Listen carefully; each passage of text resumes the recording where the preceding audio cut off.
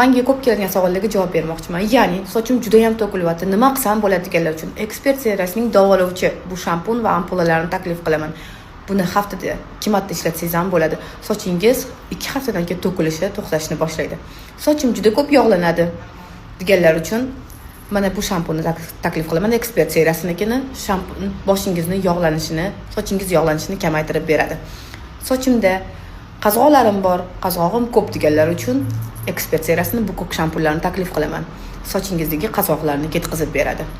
Sochim bo'yatganman, ya'ni sochimni bo'yatganimdan keyin milliy qildirganlar uchun sochim xashakday bo'lib qolyapti, qattiq bo'lib qotganlar uchun mana bu shampunimizni taklif qilaman. Bu sochingizni mayin, yumshoq qilib beradi. Sochimni bo'yatganman, kraska qilganimdan keyin kraskalar rangi chiqib ketyapti tezlikda deganlar uchun для окрашенных волос shampunlarni taklif qilaman. Sochingizga har kungi ishlatish uchun mana bu shampunlar